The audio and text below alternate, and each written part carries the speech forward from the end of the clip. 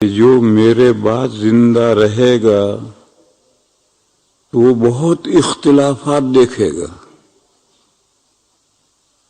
یہاں سے معلوم ہوا کہ حکومت کے جو اختلافات ہیں، حکومت کے تعلق سے پولیٹیکل جو اختلافات ہیں وہ بھی حدیث کا مصداق ہیں، اور ملی جو اختلاف ہیں، دینی اختلافات ہیں، وہ بھی حدیث کا مصداق ہے۔ کیونکہ اوپر سمع و طاعت کے بعد یہ ارشاد ہے کہ جو عمرا حکم دیں اسے سننا اور سن کر عمل کرنا۔ معلوم ہوا کہ سیاسی پولیٹیکل جو اختلافات ہیں وہ بھی اسی میں، اور جو دینی اختلافات ہیں وہ بھی اسی میں۔ حضرت شاہ ولی اللہ صاحب علیہ الرحمہ بڑے آدمی ہیں۔ ہم لوگ ہندوستان، پاکستان، بنگلہ دیش کے سب لوگ ان کو خوب جانتے ہیں، اور جو نہیں جانتا وہ باولا ہے۔ اگر شاہ صاحب کو بھی نہیں جانتا تو وہ کیا ہندوستانی ہے پھر؟ عرب کا بچہ انہیں جانتا ہے، اور ہندوستان کا آدمی نہ جانے تو باولا ہی تو ہوگا۔ حجت اللہ ان کی مشہور کتاب ہے۔ اس کتاب کے بالکل آخر میں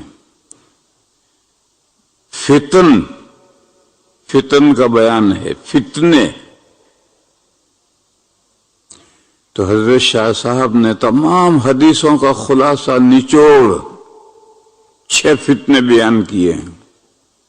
امت 6 فتنوں سے بہت زیادہ دوچار ہوگی۔ اور شاہ صاحب نے یہ بھی بیان کیا کہ اس امت پر فتنے زیادہ آئیں گے۔ گزشتہ امتوں پر فتنے کم آتے تھے، اس امت پر فتنے زیادہ آئیں گے۔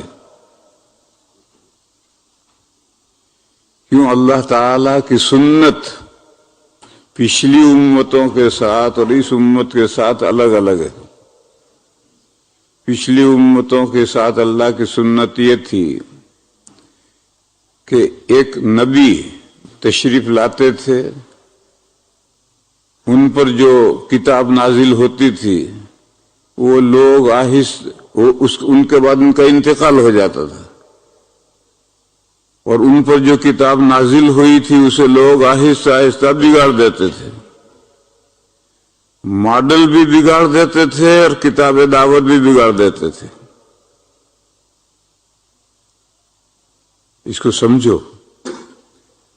ہمیں کوئی بہت بڑا محل بنانا ہو، کوئی کوٹھی بنانی ہو، کوئی قلعہ بنانا ہو، کوئی بڑا مینشن بنانا ہو، کاسل بنانا ہو، تو آرکیٹیکٹ سے نقشہ بنواتے ہیں، پھر اس نقشے کے مطابق ماڈل تیار کرتے ہیں، مٹی کا ماڈل تیار کر کے میز پر رکھتے ہیں، پھر فنکشن کرتے ہیں، اور بڑے آدمی کو بلاتے ہیں، وزیر اعلیٰ کو، وزیر اعظم کو بلاتے ہیں، اور پھر سنگ بنیاد رکھواتے ہیں۔ پھر اس کے بعد انجینئر آتے ہیں، اور وہ ٹیبل پر جو ماڈل رکھا ہے بالکل اس سے ماڈل جیسا محل بنا کر، مکان بنا کے تیار کر دیتے ہیں۔ یہ ماڈل، اگر یہ ماڈل خراب ہو جائے تو انجینئر کیا بنائے گا؟ تو ہر نبی کی ایک کتاب دعوت ہے، یہی آسمانی کتابیں ہیں، جن کتابوں کے مطابق انبیاء لوگوں کو اللہ کا راستہ دکھاتے ہیں۔ پھر وہ ایک امت تیار کرتے ہیں، یہ ان کی کتاب دعوت کا ماڈل ہے۔ پھر جب وہ نبی دنیا سے تشریف لے جاتے ہیں تو پیچھے آہستہ آہستہ کتاب دعوت میں بھی تحریف ہو جاتی ہے، اور ماڈل میں بھی گڑبڑ ہو جاتی ہے، ماڈل بھی خراب، کتاب دعوت بھی خراب۔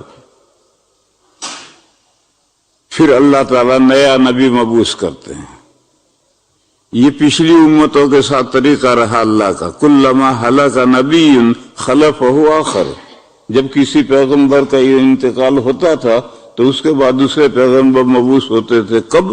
فوراً نہیں، پہلے نبی کی کتاب دعوت بھی بگڑ گئی، جو انہوں نے امت تیار کی تھی، ماڈل تیار کیا تھا اپنی کتاب دعوت کے اکارڈنگ، جو ماڈل تیار کیا تھا وہ ماڈل بھی خراب ہو گیا. تو پھر اللہ تعالیٰ دوسرا نبی بھیجتے ہیں اور دوسرا رسول آ کر دوسری محنت شروع کرتا ہے. اس امت کا معاملہ الگ ہے.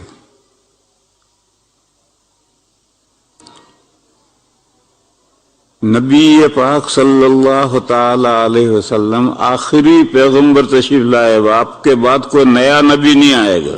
عیسیٰ علیہ السلام تو اتریں گے لیکن وہ نئے نبی نہیں ہیں.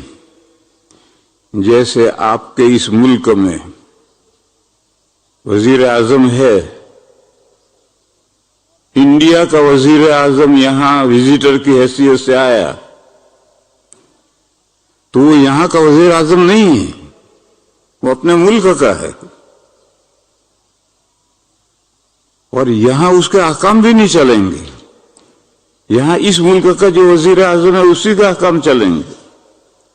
تو عیسیٰ علیہ السلام آخر زمانے میں اتریں گے تو اپنے زمانے کے نبی نہیں رہے. نہیں، نبی ہیں اپنے زمانے کے. جیسے انڈیا کا وزیر اعظم یہاں آ گیا تو اپنے ملک کا وزیر اعظم ہے، مگر جب یہاں آیا ہے تو یہاں اس کے احکام نہیں چلیں گے. تو عیسیٰ علیہ السلام جب اتریں گے تو حضرت عیسیٰ علیہ السلام کی نبوت ختم نہیں ہوگی، وہ اپنے زمانے کے نبی ہوں گے. البتہ جس زمانے میں، جس پیریڈ میں وہ اتریں گے، نبی پاک صلی اللہ علیہ وسلم کے زمانے میں اتریں گے، اس وقت ان کے احکام نہیں چلیں گے. اس وقت ان کو اس ملک کے قانون پر چلنا پڑے گا. ہمارے یہاں گاڑی چلاتے ہیں دائیں ہاتھ، آپ کے یہاں ڈرائیور بیٹھتا ہے بائیں ہاتھ. تو انڈیا کا گورنمنٹ آئے گا، اس کو گاڑی یہاں کے لاء کے مطابق چلانی پڑے گی. اس کے خلاف اگر کرے گا تو ٹکٹ ملے گا. اور ہمارے یہاں ریڈ میں سے بھی گزر جاتے ہیں، کوئی پوچھتا نہیں. یہاں اگر ریڈ میں سے وہ گزر گیا تو کیمرے میں آ جائے گا، فوراً ٹکٹ کرائے گا. بہرحال وہاں کا وزیر اعظم ہے، اس کو یہاں کے قوانین کا فالو کرنا ہوگا. تو عیسیٰ علیہ السلام جب دنیا میں اتریں گے تو وہ نبی پاک صلی اللہ علیہ وسلم کی شریعت کا فالو کریں گے.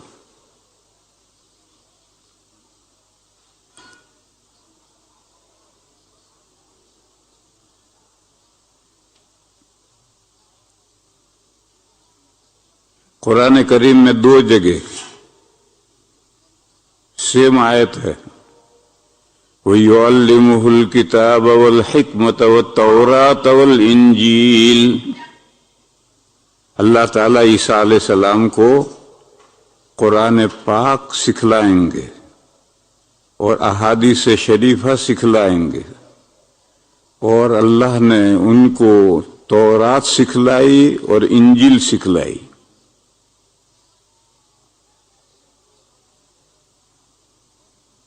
تورات اس لیے سکھلائی کہ انجیل تورات کا سپلیمنٹری تھا، ضمیمہ تھا.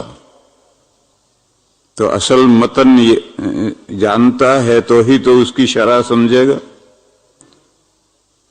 اور قرآن اور حدیث سکھلائیں گے. قیامت کے قریب جب اتریں گے تو ان کو قرآن بھی اللہ سکھلائیں گے، حکمت حدیث بھی سکھلائیں گے. 2 جگہ پر یہ آیت آئی، سیم یہی آیت آئی. اور یہ قاعدہ تو شاید آپ حضرات کو معلوم ہوگا کہ قرآن کریم میں ایمفسائز کے لیے، زور دینے کے لیے، تاکید کرنے کے لیے جس چیز کا وقوع بعد میں ہے اسے مقدم کرتے ہیں. قرآن کریم کا یہ طریقہ ہے. عیسیٰ علیہ السلام کے تعلق سے فرمایا وَإِذْ قَالَ اللَّهُ يَا عِيسَى ابْنَ مَرْيَمَ وَإِذْ قَالَ اللَّهُ يَا عِيسَى إِنِّي مُتَوَفِّيكَ وَرَافِعُكَ إِلَيَّ وَمُطَهِّرُكَ مِنَ الَّذِينَ كَفَرُوا. یاد کرو جب اللہ تعالیٰ نے عیسیٰ علیہ السلام سے فرمایا کہ اے عیسیٰ میں تمہیں موت دینے والا ہوں. انی متوفی کا، یعنی اپنے وقت پر، اور فی الحال میں آپ کو اپنی طرف اٹھانے والا ہوں، وہ مطہرک من الذین کفروا، اور آپ کو پاک کرنے والا ہوں ان لوگوں سے جو آپ کو رسول نہیں مانتے، آپ کا انکار کرتے ہیں۔ یہود، جوئش، انہوں نے گھر کا گھیرا ڈال لیا تھا عیسیٰ علیہ السلام کو گرفتار کر کے قتل کرنے کے لیے۔ اس وقت یہ وحی آئی کہ میں آپ کو موت دینے والا ہوں آئندہ، اور فی الحال آپ کو اپنی طرف اٹھانے والا ہوں، اور یہ جو باہر کفار آپ کے منکرین، آپ کو نبی نہ ماننے والے گھر کا گھیرا ڈالے ہوئے ہیں، ان سے پاک کرنے والا ہوں، یہ آپ کو ہاتھ نہیں لگا سکیں۔ یہاں موت دینے والا ہوں، اس کا وقوع بعد میں ہوگا، اور اٹھانے والا ہوں اپنی طرف، اس کا وقوع پہلے ہے، مگر پہلے متوفیقہ کو بیان کیا، رافعہ کو بعد میں بیان کیا، تاکہ کسی کو اس سے غلط فہمی نہ ہو جائے کہ عیسیٰ علیہ السلام ما فوق الفطرت ہستی تھے، مرے نہیں، آسمان پر اٹھا لیے گئے، معلوم ہوا اللہ کے بیٹے تھے۔ یہ جو واقعہ پیش آیا تھا، عیسیٰ علیہ السلام کو آسمان پر اٹھا لیا تھا اللہ تعالیٰ نے، اسی سے عیسائیوں کو غلط فہمی ہوئی، اور انہوں نے کہا وہ انسان نہیں تھے، وہ اللہ کا بیٹا تھا، باپ نے بیٹے کو بلا لیا اپنے پر۔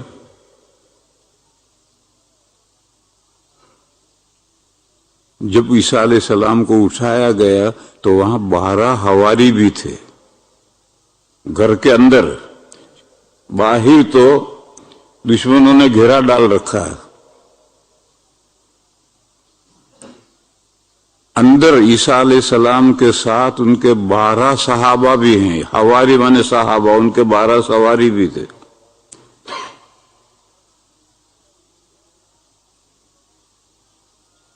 پھر حضرت غسل کرنے نہانے گئے، گرمی ہوگی تو نہا کر آئے، تولیہ استعمال نہیں کیا، بالوں سے پانی ٹپک رہا تھا،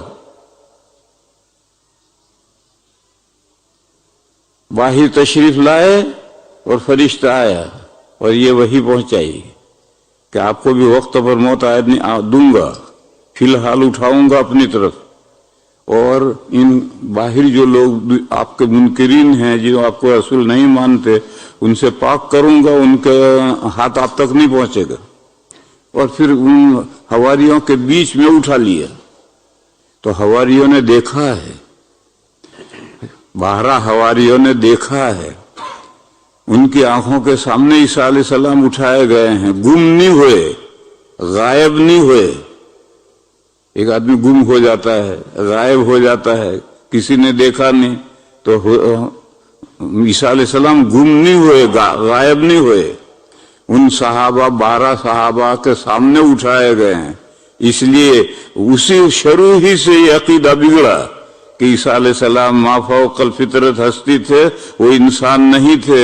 اگر انسان ہوتے تو سبھی انسان مرتے ہیں اور مر کر کے دفن ہوتے ہیں، اسی طرح سے عیسیٰ علیہ السلام بھی مرتے اور دفن ہوتے، اگر انسان ہوتے۔ وہ انسان نہیں تھے، وہ انسانوں سے اوپر کی بالا تر ہستی تھی، وہ اللہ پاک کے بیٹے تھے، اللہ تعالیٰ نے ان کو اپنے پاس زندہ بلا لیا۔ یہ عقیدہ پہلے سے بگڑتا ہوا آیا، قرآن کریم نے اس عقیدے کو رد کرنے کے لیے متوفیقہ کو پہلے بیان کیا۔ وَإِذْ قَالَ اللَّهُ يَا عِيسَىٰ إِنِّي مُتَوَفِّيكَ، آپ کو بھی اپنے وقت پر آئندہ میں آپ کو بھی موت دینے والا ہوں۔ جب موت دینے والا ہے تو وہ ما فوق الفطرت ہستی کہاں ہوئی؟ اور سب کو موت آئی، اسی طرح ان کو بھی موت آئے گی، البتہ ابھی کسی مصلحت سے میں تمہیں اپنے پاس اٹھا رہا۔ یہ قرآن کریم کا طریقہ ہے کہ جو چیز بعد میں واقع ہونے والی ہو اس پر زور دینے کے لیے، ایمفسائز کے لیے اس کو پہلے کر دیتے ہیں۔ میراث کی آیتیں ہیں، اس میں میراث کے احکام بیان کیے ہیں، تو 3 جگہ ایک ہی رکوع میں فرمایا من بعد وصیۃ توصون بها او دین، یہ حصہ شوہر کا، بیوی کا وغیرہ کا میت کے چھوڑے ہوئے مال میں سے پہلے وصیت پوری کرو، من بعد وصیت توصون بہا، پہلے وصیت پوری کرو۔ وصیت تہائی مال میں ترکے میں ہوتی ہے، تہائی ترکے سے زائد وصیت باطل ہے، بشرطے کہ ورثہ عاقل بالغ ہوں اور وہ اس کو نافذ نہ رکھے تو باطل ہے۔ اور اگر ورثہ عقل مند ہیں، پاگل کوئی نہیں ہے، بچے نہیں ہیں، بالغ ہیں، سمجھدار ہیں، وہ تہائی سے زائد وصیت کو بھی جائز رکھیں کہ ہم ہمارے حصے میں سے وصیت جائز رکھتے ہیں، تو تہائی سے زیادہ بھی وصیت جائز ہے۔ پھر قرضہ، جو میت کے نام قرضہ ہے، وہ قرضہ ادا کرو، چاہے سارا مال قرضے میں چلا جائے۔ اور دیکھو مسئلہ یہ کہ قرضہ سب سے پہلے تو میت مر گئی، اس کا جو ترکہ ہے اس میں سے اس کی تجہیز و تکفین ہوگی۔ تجہیز و تکفین میں اگر وہ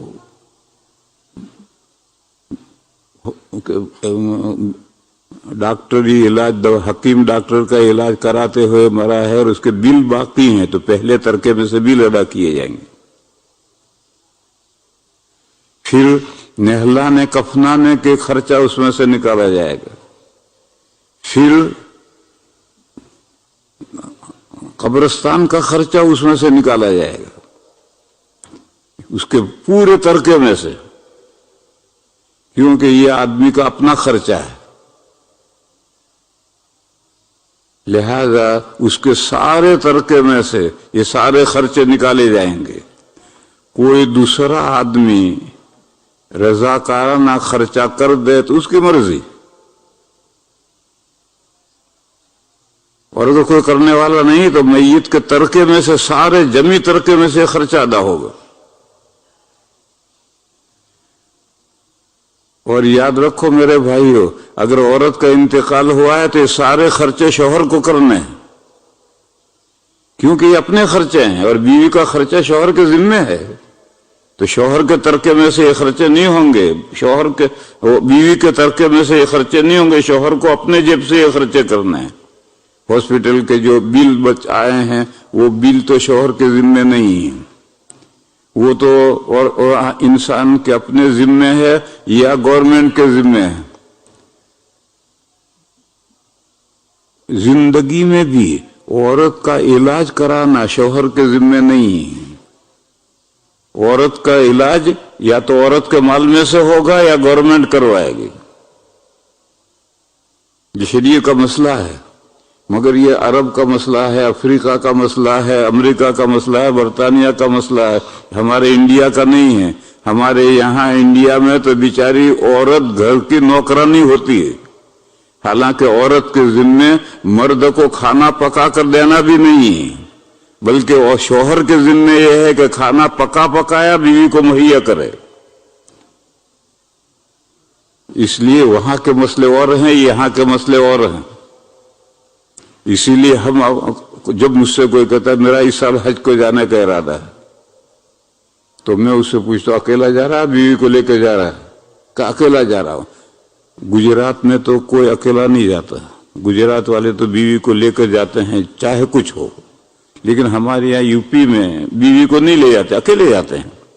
تو میں اس سے کہتا ہوں ڈوب مر، وہ بیچاری تجھے زندگی بھر تیرے گھر میں جھاڑو دیتی ہے، کھانا پکاتی ہے، تجھے تیرے کپڑے دھوتی ہے، اور زندگی میں ایک موقع آیا حج میں لے جانے کا، وہ بھی تو نہیں لے جا رہا، اکیلا جا رہا۔ خوب جھاڑتا ہوں میں اسے۔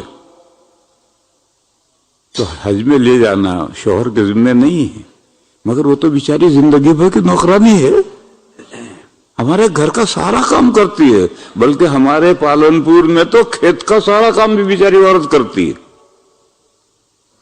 اور پھر زندگی میں ایک موقع آیا حج میں لے جانے کا، وہ بھی اکیلا جا رہا ہے، بیوی کو نہیں لے جا رہا، اس سے زیادہ بے غیرتی کی بات کیا ہو سکتی؟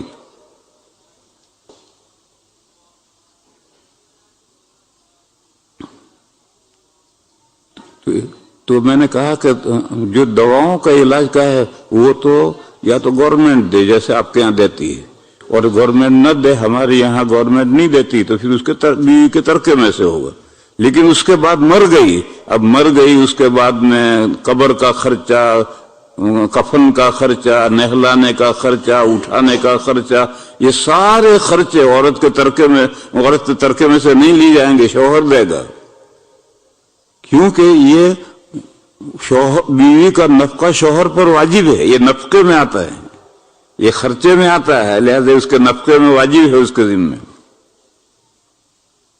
بہرحال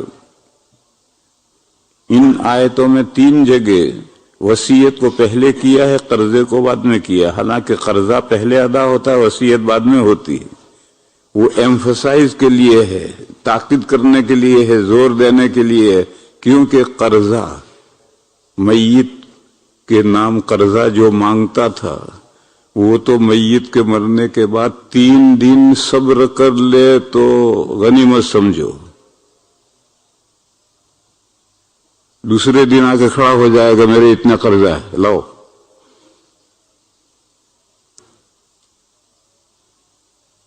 اور وصیت کی ہے کہ فلاں مسجد کو اتنا دینا، فلاں مدرسہ کو اتنا دینا، غریبوں کو اتنا دینا، تو مدرسہ کیا مانگنے آئے گا، مسجد کیا مانگنے آئے گی، غریب کیا مانگنے آئیں گے، وہ رسا دیں گے، تھینک یو، نہیں دیں گے تو صبر۔ تو اس لیے وصیت کو مقدم کیا کہ وصیت کو معمولی مت سمجھو، یہ تو دین سے قرضے سے بھی مقدم ہے۔ تو میں قرآن کریم کا قاعدہ سمجھا رہا تھا کہ وہ کسی چیز پر جب زور دینا چاہتا ہے تو اس کو وجود کے اعتبار سے اگرچہ مؤخر ہوتا ہے اسے مقدم کرتا ہے۔ تو حضرت عیسیٰ علیہ السلام کو جو اٹھایا گیا تھا تو اس کو مقدم نہیں کیا، بلکہ موت آئے گی، قیامت کے قریب میں موت آئے گی، اس کو مقدم کیا اور اٹھانے کو بعد میں بیان کیا ہے۔ یہ قرآن کریم کا طریقہ ہے۔ قادیانی اسی سے استدلال کرتے ہیں کہ عیسیٰ علیہ السلام مر گئے، جیسے تمام انبیاء مر گئے، وفات ہو گئی تمام انبیاء کی، ہمارے آقا ان کی بھی وفات ہو گئی۔ قرآن میں 2 جگہ آیت ہے افہم ماتا و قتلا انک میت و انہم میت، تو حضور کی بھی وفات ہو گئی، ایسے ہر نبی کی وفات ہو گئی، تو وہ کہتے ہیں عیسیٰ علیہ السلام کی وفات ہو گئی، انی متوفیکا، میں تمہیں وصول کرنے والا ہوں، موت دینے والا ہوں، اور فرمایا وَرَافِعُكَ إِلَيَّ، پھر تم کو اپنی طرف اٹھانے والا ہوں، یعنی تمہاری موت دے کر روح نکال کر روح کو اپنے پاس اٹھانے والا ہوں۔ یہ کمبخت قادیانی یہ مطلب بیان کرتے ہیں، اس قرآن کریم کا طریقہ سمجھتے نہیں ہیں کہ قرآن کریم کا طریقہ کیا ہوتا ہے۔ اور ایک بات بہت باریک ہے، آپ حضرات نہیں سمجھیں گے لیکن زبردستی سمجھاؤں گا، وہ یہ ہے کہ عربی زبان میں فعل 3 ہیں، ماضی، مضارع اور امر۔ ماضی پاسٹ ٹینس، جو زمانہ گزر گیا، آپ اس وقت جس زمانے میں ہیں اس سے پہلے جو زمانہ گزرا وہ ماضی، اور دوسرا ہے آرڈر، امر، پانی لا، تو پانی لا گزرے ہوئے زمانے میں تھوڑی آرڈر دے گا، آئندہ زمانے میں تھوڑی آرڈر دے گا، ابھی اٹھ یہاں سے جا کے پانی لا۔ تو ماضی میں ماضی زمانہ ہوتا ہے، امر میں آئندہ زمانہ حال کا زمانہ ہوتا ہے، اور مضارع میں دونوں زمانے ہوتے ہیں، مضارع بھی اور حال بھی، حال بھی اور مستقبل بھی، مضارع نہیں، مضارع میں دونوں زمانے ہوتے ہیں، حال بھی مستقبل بھی۔ ہم بچوں کو یاد کراتے ہیں یفعل کرتا ہے یا کرے گا، یا لاتے ہیں بیچ میں، یعنی کرتا ہے فی الحال یا کرے گا آئندہ.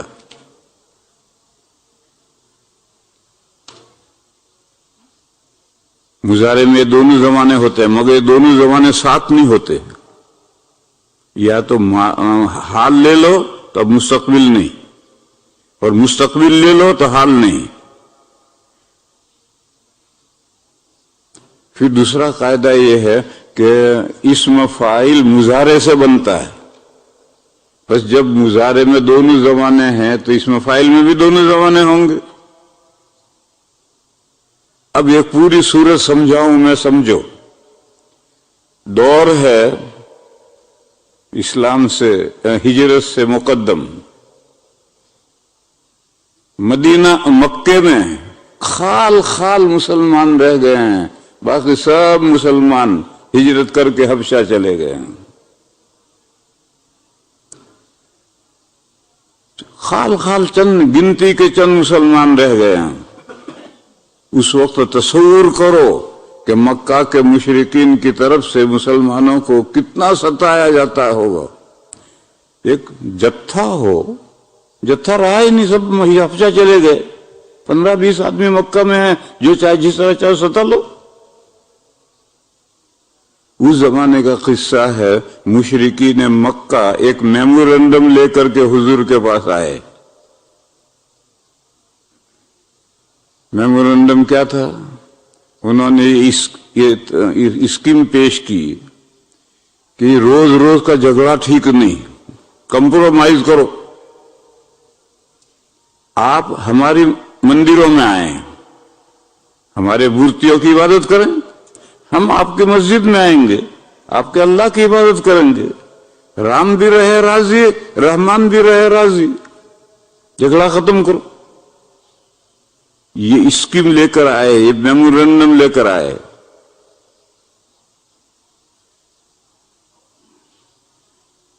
تو وہ کتنا خوش کن.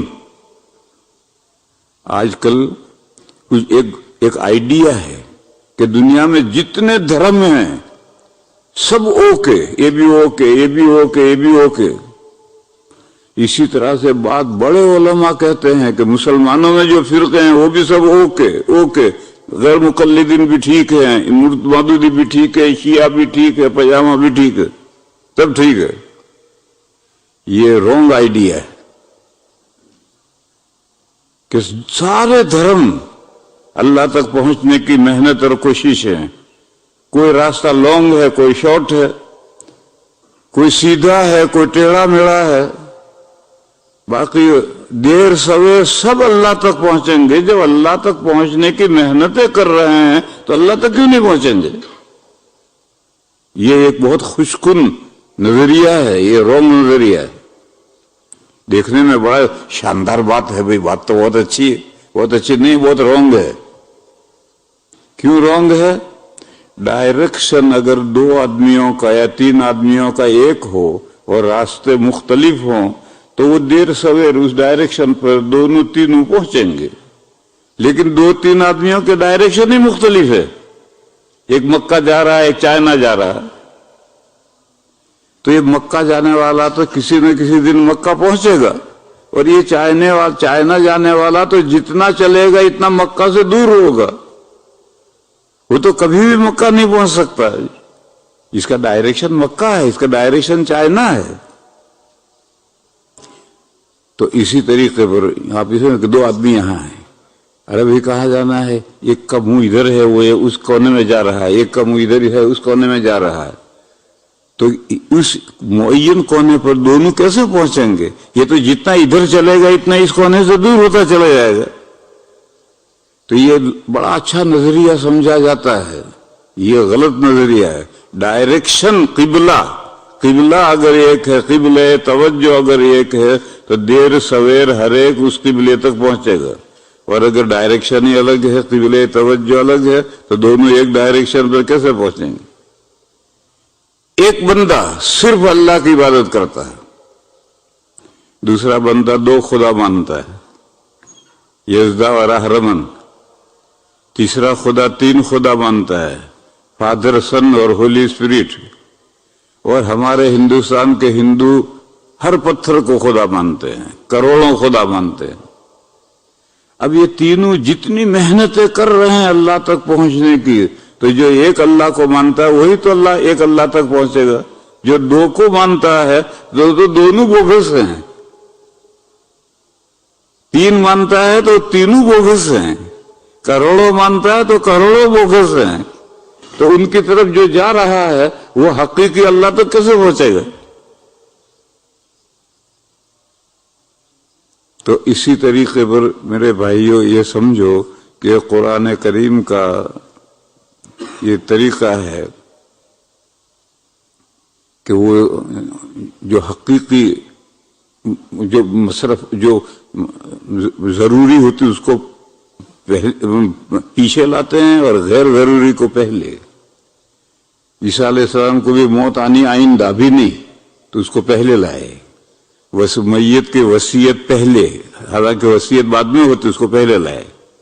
تو یہ قرآن کریم کا ایک طریقہ ہے، جو طریقہ نہیں جانتا، قادیانی نہیں جانتے تو وہ اس آیت سے استدلال کرتے ہیں کہ عیسیٰ علیہ السلام مر گئے، چل مر گئے۔ قبر کہاں ہے؟ کہا کشمیر میں قبر ہے۔ کشمیر میں ایک قبر ہے، میں گیا ہوں اس قبر پر، سری نگر میں ہے، اس پر کتبہ لگا ہوا ہے، وہاں عیسیٰ لفظ ہے، عیسیٰ پھر اس کے باپ کا نام ہے۔ عیسیٰ نام کے تو بہت آدمی ہوتے ہیں دنیا میں، کوئی کم تھوڑے ہی ہے، تو وہاں کتبہ لگا ہوا ہے عیسیٰ بیٹا فلاں۔ وہ کہتا ہے کہ وہ عیسیٰ علیہ السلام ہے۔ اچھا، کہ یہ تو باپ کوئی اور ہے، تو قادیانی کہتا ہے یہ باپ کوئی اور ہے، تو عیسیٰ علیہ السلام کے باپ کا نام بتا تو کہاں سے بتا؟ عیسیٰ علیہ السلام کے باپ ہی نہیں ہے۔ بہرحال وہ سری نگر میں ایک قبر ہے، اس کو کہتا ہے کہ وہ عیسیٰ علیہ السلام کی قبر ہے۔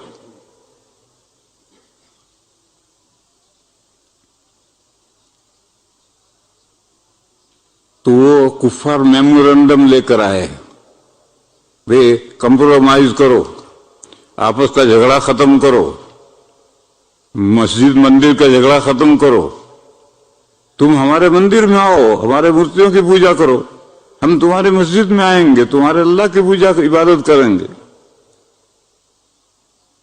اس پر یہ سورت نازل ہوئی، قل یا ایھا الکافرون، کہہ دیجئے اے وہ لوگوں جو میرے لائے ہوئے دین کو نہیں مانتے۔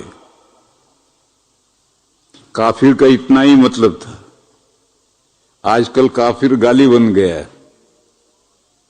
عیسائیوں کو، یہودیوں کو اگر کافر کہو، کہ ہم کافر ہیں، ہم اللہ کے نبیوں کو مانتے ہیں، اللہ کی کتابوں کو مانتے ہیں، مرنے کے بعد جنت و جہنم کو مانتے ہیں، جزا و سزا کو مانتے ہیں، ہم کافر ہیں، مائنڈ کرتے ہیں۔ اور یہ تو کافر ہیں، ہمارے ہندوستان کے ہندوؤں کو اگر کافر کہیں تو وہ بھی مائنڈ کرتے ہیں، حالانکہ وہ کچھ بھی نہیں مانتے، نہ اللہ کی کتاب ان کے پاس ہے، نہ نبیوں کو مانتے ہیں، نبیوں کو بھی خدا مانتے ہیں، اوتار مانتے ہیں، نہ جنت مانتے ہیں، نہ جہنم مانتے ہیں، جنت و جہنم اسی دنیا میں مانتے ہیں۔ وہ کہتے ہیں مرا اور فوراً دوسری جگہ پر زندہ ہو گیا، اگر اچھے کام کیے تھے تو اچھے جیون میں آ گیا، برے کام کیے تو برے جیون میں آ گیا، آواگون۔ وہ بھی کہتے ہیں، وہ بھی کافر لفظ پسند نہیں کرتے، اگر ہم ان کو کہیں کافر تو وہ کہتے ہیں ہم کافر ہیں، ہم بھگوان کو مانتے ہیں، بھگوان کو ایشور مانتے ہیں۔ ایشور یعنی خالق، اللہ تعالیٰ کو خالق مانتے ہیں، اللہ کے علاوہ کسی کو خالق نہیں مانتے۔ ایشور، ایشور کے معنی ہے خالق۔ یہ جتنی مورتیاں مندروں میں ہیں ان کو خالق ایشور نہیں مانتے۔ تو کہا ہم ایشور کو مانتے ہیں، اس کو ہم بھگوان مانتے ہیں۔ بھگوان مانے معبود، بھگ کے مانے عبادت، اسی لیے جو عبادت گزار ہوتا ہے وہ بھگت کہلاتا ہے، بھگت یعنی عبادت گزار۔ تو بھگ کے معنی عبادت. بھگوان، وان لگتا ہے جیسے پہلوان، ایسا وان لگتا ہے. تو بھگوان مانے معبود، جو ایشور ہے اسی کو معبود مانتے ہیں، کسی اور کو معبود نہیں مانتے. اور یہ مندر میں مورتیاں ہیں ان کو تو اس لیے پوجتے ہیں کہ وہ بھگوان کے نزدیک کر دیں گے. لیقربونا الی اللہ زلفا. ان کو معبود نہیں مانتے، ان کو تو اللہ تک، بھگوان تک پہنچنے کا وسیلہ مانتے ہیں، ذریعہ مانتے ہیں کہ یہ ہمیں اللہ کے قریب کر دیں گے. جب وسیلہ مانتے ہیں، اور پھر اللہ کے بندے پوری دنیا میں بھگوان کی بھکتی کا ایک مندر نہیں ہے. سارے مندر ایرے غیرے نتھو خیرے رام لکشمن گنپتی انہی کے سب مندر ہیں، تو پوجا انہی کی ہو رہی ہے. اور جو بھگوان ہے، جو معبود ہے، اس کی تو پوری دنیا میں ایک مندر بھی نہیں ہے. بس اب جب سب کا ڈائریکشن الگ ہے تو اب سب حقیقی اللہ تک کیسے پہنچیں گے؟ تو اس لیے میں نے کہا کہ وہ نظریہ بڑا خوشکن ہے، اور یہ مکہ کے مشرکین یہی نظریہ لے کر آئے تھے. تو قرآن نے ان کے میمورنڈم کو رد کیا، ریجیکٹ کیا کہ تمہارا یہ میمورنڈم نو ایکسپٹ. اور بات شروع کی، قل یا ایھا الکافرون، آپ ان سے کہیے کہ اے وہ لوگو جو میرا لایا ہوا دین نہیں مانتے. کافر کا اتنا ہی مطلب تھا، مگر اب گالی بن گیا. تو اب گالی بن گیا تو مت استعمال کرو. کسی کو گالی دینا کوئی اچھا تھوڑا ہی ہے، دوسرا لفظ بدل دو. چنانچہ ہم ہندوؤں کے لیے کافر، کفار نہیں استعمال کرتے، غیر مسلم. اور انگریزی میں کہتے ہیں نن مسلم. تو یہود و نصارہ کے لیے نن مسلم، اور ہم غیر مسلم استعمال کرتے ہیں. اس کو برا نہیں مانتے. وہ کہتے ہیں ہاں ہم نن مسلم ہیں، ہم مسلمان نہیں ہیں، ہم غیر مسلم ہیں، مسلمان نہیں ہیں. تو جو لفظ ان کو برا نہ لگے وہ استعمال کرو. زمانہ بدلنے کے ساتھ الفاظ بدلتے ہیں، خراب ہوتے ہیں. پاخانہ اتنا برا لفظ ہے کہ مسجد میں بولنے کو جی نہیں چاہتا، لیکن یہ شاندار لفظ ہے. یہ اصل لفظ ہے پائین خانہ، گھر کا پچھلا حصہ. پہلے جب پرانے زمانے میں گھر کا آگے کا حصہ، گھر سے نکلنے کا، گھر کا چہرہ ہے، پھر گھر ہے، اور پیچھے باڑہ ہے، باڑہ میں بیت الخلا ہے. تو پوچھیں گے فلاں کجا رفت، فلاں آدمی کہاں گیا؟ کہ در پائن خانہ رفت، گھر کے پچھلے حصے میں گیا ہے. اب دیکھو کتنا شاندار لفظ ہے. پیشاب بہت شاندار لفظ ہے. یہ اصل ہے پیش آب، آگے پانی. کہ فلاں کہاں گیا؟ کہ برائے پیشاب رفت، آگے پانی کرنے گیا. لیکن استعمال ہوتے ہوتے کہ اصل یہ ہے اور یوں ہے اور یوں ہے، سب ذہن سے نکل گیا. تو اب مسجد میں یا مہذب مجلس میں پاخانہ پیشاب بولتے ہوئے شرم آتی. اور ایسا جب ہو جاتا ہے تو پھر لفظ بدل دیتے ہیں. عربی میں اس وقت 13واں لفظ استعمال ہو رہا ہے، دورۃ میہ. 12 لفظ استعمال ہو کر کے متروک ہو گئے، 13واں لفظ استعمال ہوتا ہے دورۃ میہ. اور وہ بھی جب خراب ہو جائے گا تو پھر عرب 14واں لفظ استعمال کریں گے. ہم بھی مہذب مجلس میں پاخانہ نہیں استعمال کرتے، بلکہ اس وقت استنجے گیا ہے، ضرورت سے گیا ہے. یہ ضرورت بھی بہت اچھی، جائے ضرورت، جائے ضرورت گیا ہے، ضرورت کی جگہ گیا ہے. وہی بگڑ کر جاجرو ہو گیا ہے. جاجرو جائے ضرورت ہے.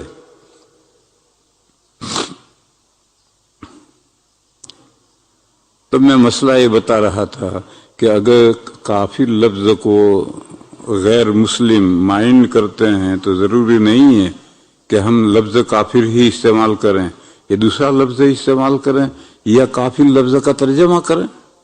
تو کہیں گے کہو اے وہ لوگو جو میرا لایا ہوا دین قبول نہیں کرتے. قل یا ایھا الکافرون. پھر 2 آیتوں میں کہا فی الحال میں تمہارے مندر میں نہیں آتا، تم ہماری مسجد میں نہیں آتے. فی الحال لا اعبد ما تعبدون. یہ لا اعبد مضارع ہے اور حال کے معنی ہے. تعبدون بھی مضارع ہے اور حال کے معنی میں کہ فی الحال نہ میں تمہارے مندر میں آتا ہوں نہ تم ہماری مسجد میں آتے ہو.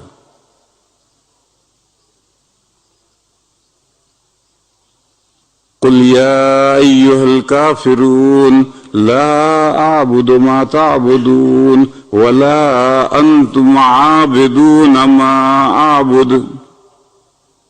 اور سنو، اس کا الٹا بھی نہیں ہوگا. تم ہماری مسجدوں میں فی الحال نہیں آتے اور ہم تمہاری مسجدوں میں نہیں آتے. Double traffic. نہ ہم تمہاری مسجدوں میں آتے ہیں نہ تم ہماری مسجدوں میں آتے ہو. نہ تم ہماری مسجدوں میں آتے ہو نہ ہم تمہاری مسجدوں میں آتے ہیں. فیوچر میں کیا ہوگا؟ پریزنٹ ٹینس میں تو یہ ہو رہا ہے فی الحال نہ ہم تمہارے یہاں نہ تم ہمارے یہاں. پھر فیوچر کو سنو، آئندہ بھی قیامت تک نہ ہم تمہاری مسجدوں میں عبادت کے لیے آئیں گے نہ تم ہماری مسجدوں میں آؤ گے. آج 1400 سال گزر کر 15ویں صدی شروع ہو گئی. آج 1500 سال ہو گئے. آج تک دنیا میں کسی جگہ پر مسلمان اپنی مسجدوں کے علاوہ غیروں کے عبادت گاہوں میں عبادت کے لیے نہیں گئے اور غیر ہماری مسجدوں میں عبادت کے لیے نہیں آئے. اگرچہ وہ کہیں کہ ہم آ سکتے ہیں مگر آتے نہیں. یہ ہمارے یوسف بھائی ہیں.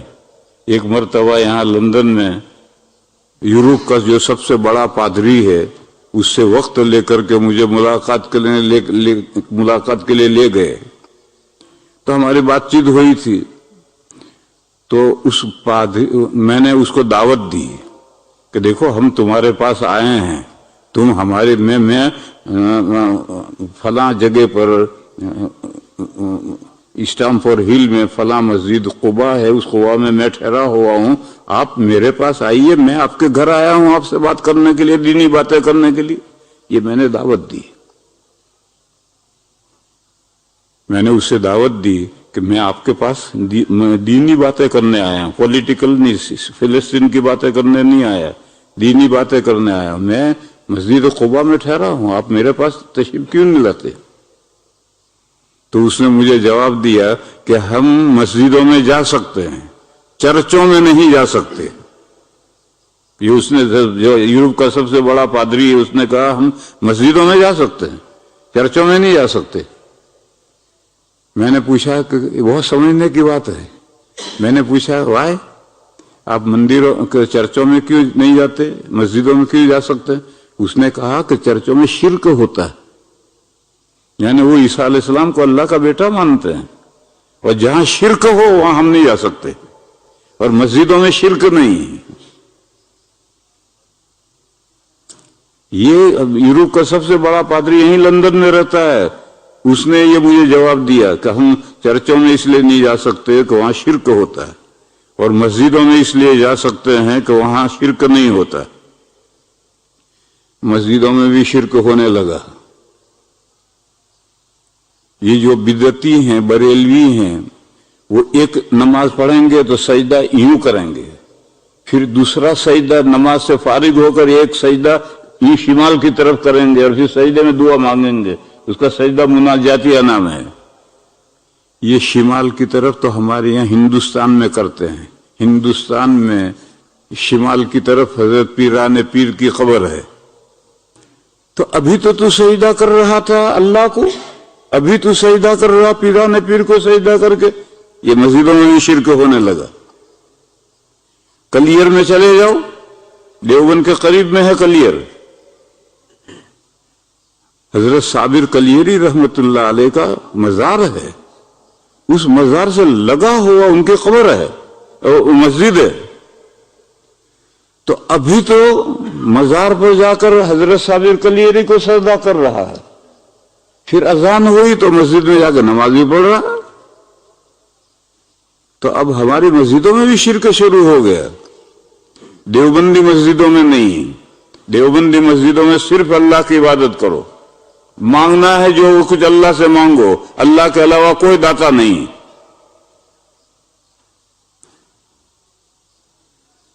تو اس پادری نے ربائی نے یہ کہا مجھ سے کہ ہم چرچوں میں نہیں جا سکتے اس لیے کہ وہاں شرک ہوتا ہے، عیسیٰ علیہ السلام کو اللہ کا بیٹا مانا جاتا ہے، اور مسجدوں میں ہم آ سکتے ہیں، وہاں کوئی شرک نہیں ہوتا، مگر آج تک آیا نہیں۔ کہا کہ ہم آ سکتے ہیں مگر آیا نہیں۔ ہم تو گئے اس کے گھر، اور گھر جا کر سب سے اس سے گفتگو کی، میں نے باقاعدہ وقت لے کر جا کر گفتگو کی، مگر وہ آج تک نہیں آیا ہے۔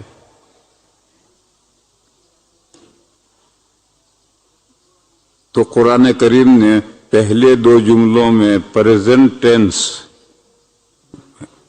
مانا ہے، مضارع میں بھی ہے اور اسم فاعل میں بھی، کہ فی الحال نہ تم ہماری مسجدوں میں آتے ہو نہ ہم تمہارے مندروں میں آتے ہیں، اور فیوچر میں بھی ایسا کبھی نہیں ہوگا۔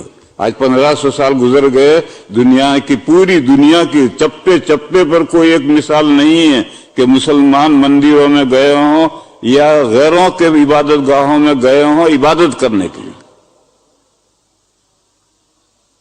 رنگون شہر میں ایک پگوڑا ہے، جیسے یہ چرچ کہلاتے ہیں، یہ سینیگوگ کہلاتے ہیں، یہ بدھسٹ جو ہیں وہ اپنی عبادت کی جگہ کو پگوڑا کہتے ہیں۔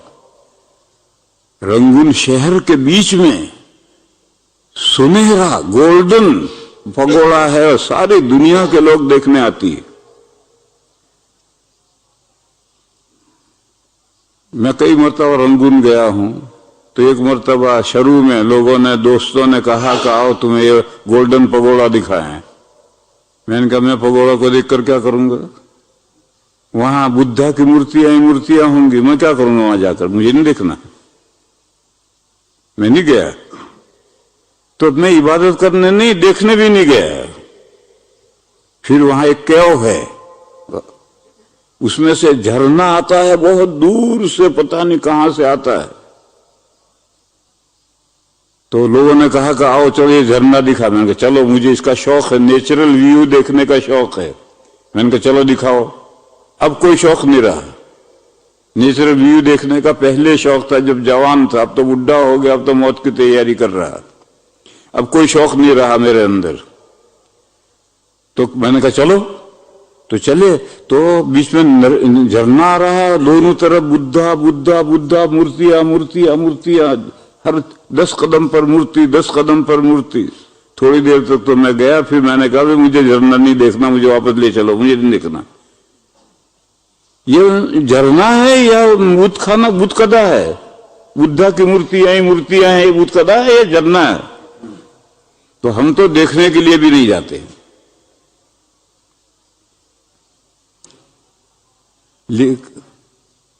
بہرحال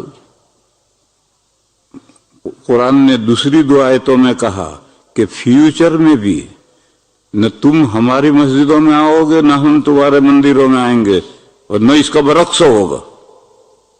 لکم دینکم ولی دین، تمہارے لیے تمہارا دین ہے، میرے لیے میرا دین ہے، تم اپنے دین پر رہو، ہم اپنے دین پر رہیں۔ یعنی نو کمپرومائز اور نو جھگڑا۔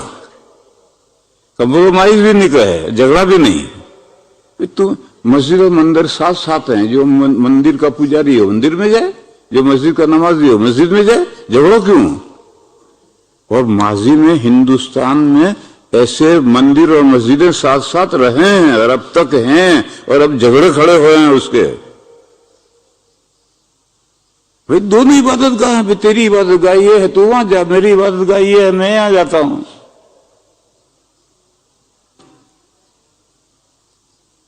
میں جس محلے میں رہتا ہوں، میرا گھر، اس کی چھت، اس چھت سے 25 میٹر کے فاصلے پر مندر ہے، اور صبح کو وہ گھنٹے بجاتے ہیں، ٹیپ ریکارڈ چلاتے ہیں، گانے بجاتے ہیں، بھگوان بھکتیاں بجاتے ہیں. میں پریشان. لیکن بہرحال ان کا حق ہے، وہ اپنی جگہ میں مندر ہے، ہمارا کیا جھگڑا ہے ان سے. پھر اللہ کا ایسا کرنا کہ وہ پورا محلہ ہندوؤں سے خالی ہو گیا. مسلمانوں نے مکان خرید لیے تو وہ ہندو کہیں دوسری جگہ چلے گئے، بڑی بڑی قیمتیں دے کر خرید لیے، دوسری جگہ چلے گئے. اب وہ مسجد ویران، اب کوئی وہاں ہندو ہے ہی نہیں، مسجد ویران ہو گیا. لیکن کوئی ہم نے توڑا نہیں، مسلمانوں نے توڑا نہیں. اگر مسلمان توڑیں گے تو ہندو بڑی مصیبت کھڑی کر دیں گے، مندر توڑ دیا، حالانکہ ہندو کوئی ہے ہی نہیں. تو ایسے پرانے زمانے میں جب پورا گاؤں مسلمان ہو گیا تو اب جو مندر ہے اس کو کیا کریں گے؟ مسجد بنا دیں گے. اسی طرح سے جب پورا گاؤں ہندو ہو گیا، کوئی مسلمان رہا ہی نہیں، تو جو مسجد ہے اس کو کیا کریں گے؟ اس کو مندر بنا دیں گے. ساری دنیا میں ہمیشہ ایسا ہی ہوتا آیا تھا. اور بابری مسجد کا جو جھگڑا ہے وہ تو پولیٹیکل جھگڑا ہے.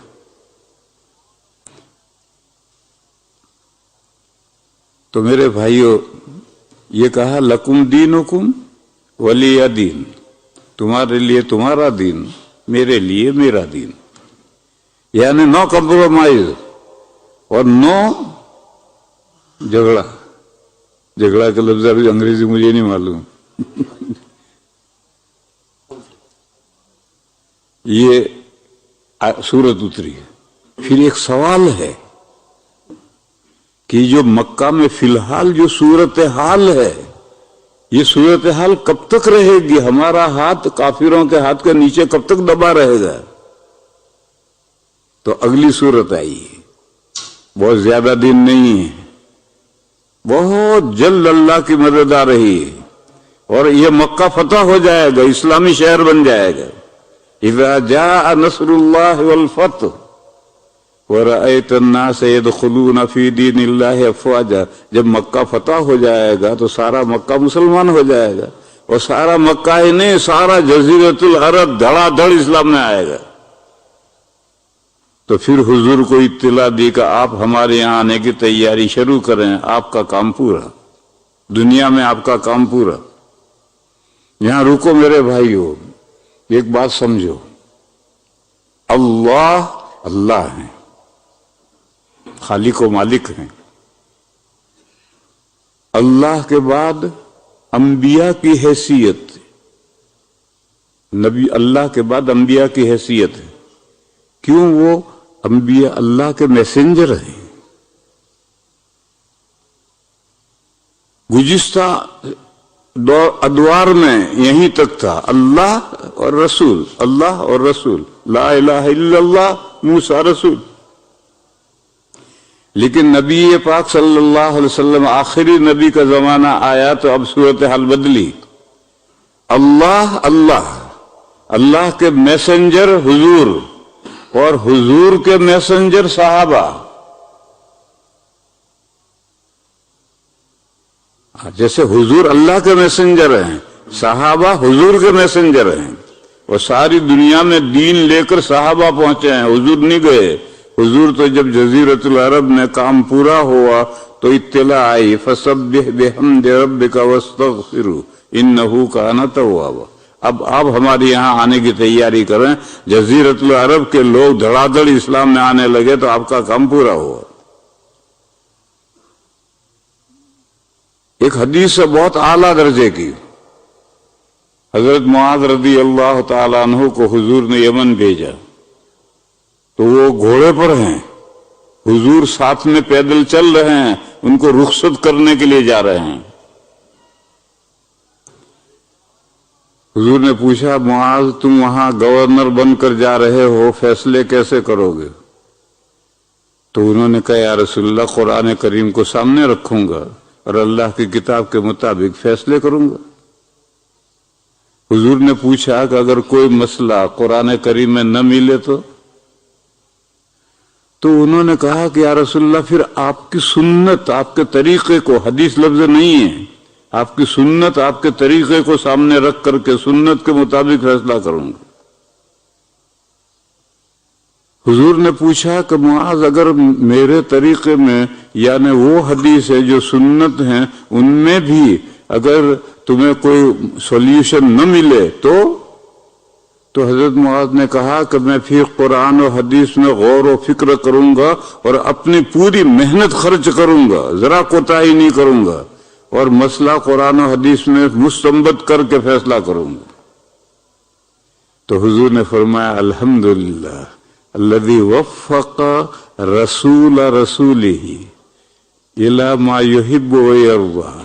اللہ نے فرمایا خدایا تیرا شکر ہے، تو نے اپنے میسنجر کے میسنجر کو وہ بات سجھا دی جو تجھے پسند ہے، تیرے رسول کو پسند ہے۔ طریقہ یہی ہے، قرآن میں مسئلہ ہے تو وہاں سے فیصلہ کرو، نہیں تو سنت سے فیصلہ کرو، نہیں تو قرآن و حدیث میں سے غور کر کے استنباط کرو، فقہ قیاس کر کے فیصلہ کرو۔ طریقہ یہی ہے۔ یہاں حضور نے فرمایا الحمدللہ الذی وفق رسول رسولہ، اپنے میسنجر کے میسنجر کو۔ معلوم ہوا نبی پاک صلی اللہ علیہ وسلم کی بعثت دوہری ہے، جزیرت العرب کی طرف اللہ کی طرف سے حضور مبعوث ہیں، اور پھر حضور کی طرف سے صحابہ پوری دنیا کی طرف مبعوث ہیں۔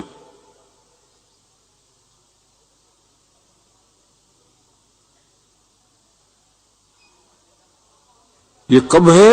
جب حضور کی وفات ہو جائے گی، مکہ فتح ہو گیا، جزیرۃ العرب اسلام میں داخل ہو گیا، حضور کی وفات ہو گئی، اب صحابہ اٹھے، کوئی ایسٹ میں جا رہا، کوئی ویسٹ میں جا رہا، کوئی نارتھ میں جا رہا، تو ساری دنیا 50 سال ہوتے ہوتے ساری دنیا میں صحابہ نے دین اسلام پہنچا دیا۔ کیوں؟ وہ میسنجر کے میسنجر تھے۔ تو اس لیے قل یا ایھا الکافرون کے بعد اذا جاء نصر اللہ، اور اس نے یہ صورت آ کر کے اس نے اشارہ کیا کہ بہت دنوں تک مسلمانوں کا ہاتھ دبا نہیں رہے گا، بہت جلد مسلمانوں کا ہاتھ اوپر آئے گا، جب مکہ فتح ہو جائے گا، سارا جزیرۃ العرب دھڑا دھڑ اسلام میں آنے لگے گا۔ اور کتنا وقت لگے گا؟ کل 8 سال لگیں گے۔ 8 سال ہوتے کیا ہے، آنکھ جھپکتے 8 سال گزر جاتے ہیں۔ حضور نے ہجرت کی، لڑائیاں شروع ہوئی، اور 8ویں سال مکہ فتح۔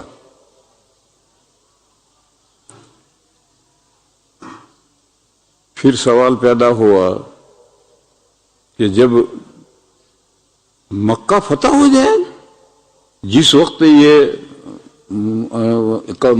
میمورنڈم پیش ہو رہا تھا اور قرآن کریم جواب دے رہا تھا، اس وقت تو سوچو چند مسلمان تھے مکہ میں، ان کا ہاتھ بیچارہ دبا ہوا۔ تو یہ تصور سے بالا تر کہ ایک وقت آئے گا کہ یہ چند آدمی ہیں حضور کے ساتھ، یہ مکہ فتح کر لیں گے، وہ سارا مکہ دیکھتا ہوا رہ جائے گا۔ ایسا کیسے ہو جائے گا؟ یہ مکہ کے جو گرو گھنٹال ہیں چودھری، ملینر بلینر، تم فٹریچر، غریب کھانے کو تمہارے پاس نہیں ہے، یہ تم مکہ فتح کر لو گے، اور بلینر ٹریلین سب یہ دیکھتے رہ جائیں گے۔ تو اگلی صورت آئی تبت یدا ابی لہب وتب۔ ابو لہب، یہ ابو لہب سے مراد ہے مکہ کا سب سے بڑا ریچ مین، کہتے ہیں یہ حضور کا چچا ہے۔ کہتے ہیں کہ اس کے پاس سونا گولڈ اتنا تھا کہ جس کمرے میں وہ گولڈ تھا اس کمرے میں جاؤ تو سارا کمرہ بھڑکتا ہوا معلوم ہوتا تھا۔ لہب کے معنی بھڑکنا۔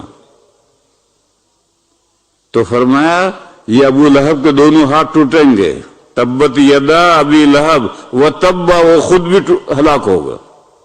یعنی یہ بلینر، ملینر، یہ ٹریلینر، یہ سب ستیہ ناش ہو جائے گا، ان کی دولت ان کے کچھ نہیں کام آئے گی، اور مکہ فتح ہو جائے گا۔ فرمایا تبت یدا ابی لہب وتب ما اغنی عنہ مالہ وما کسب، نہ اس کا پہلے سے جمع شدہ مال کچھ کام آئے گا، نہ آج اس نزول آیت کے بعد جو کمائے گا وہ بھی کچھ نہیں کام آئے گا۔ وہ سب اور وہ نہیں، اس کے ہیلپر، اس کی بیوی جو سوختہ لاتا ہے وہ سوختے ہی میں رسی میں مر جائے گی، اس کا پیسہ کمایا ہوا یہ ابو لہب کے ریچ مین کے کچھ کام نہیں آئے گا۔ یوں تبت یدا آئی ہے۔ پھر سوال پیدا ہوا کہ ارے ایسا کون کر دے گا؟ بظاہر تو یہ تو محال نظر آتا کہ حضور کا شوہرہ اتنا ہو جائے، چند آدمی مسلمان اتنے ہو جائے کہ مکہ فتح کر دیں، سارا جزیرۃ عرب ختم ہو جائے، مکہ کے سارے چودھری مر جائیں، یہ کیسے ہو جائے گا؟ اگلی صورت ہے قل هو اللہ احد، کہہ دو کہ اللہ ایک ہے، اللہ الصمد، وہ بے نیاز ہے، وہ سب کچھ کر سکتا ہے، ان سب چودھریوں کو تباہ کرے گا اللہ جو صمد ہے۔ یوں یہ چار صورتیں ایک سلسلے کی کڑی ہیں۔ میمورنڈم اس کا جواب سے اشکال پیدا ہوا، اس کا لیے نصر، اس پر اشکال پیدا ہوا تبت یدا، اس پر اشکال پیدا ہوا صمد، یہاں آ کر یہ سلسلہ سیریز ختم۔ پھر اس کے بعد کا جو مضمون ہے وہ میں نے پہلے سمجھایا ہے کہ 5 دشمن، یہ جو مکہ والے دشمن ہیں، اس دشمنوں سے تو ہم 2 ہاتھ کر لیں گے، لیکن 5 دشمن ایسے ہیں کہ ان سے مقابلہ اللہ کی پناہ کے علاوہ نہیں ہو سکتا۔ یہ مضمون پہلے میں نے بتایا تھا۔ اس مضمون کے بعد یہ مضمون کیوں آیا؟ یہ مکہ کے جو دشمن ہیں ان سے تو ہم 2 ہاتھ کر لیں گے، یہ تو اوپن دشمن ہیں، لیکن 5 دشمن ہڈن ہیں، ان سے نمٹنا آسان نہیں ہے۔ اس سے نمٹنے کے لیے اللہ کی پناہ لینا ضروری ہے۔ وآخر دعوانا ان الحمدللہ۔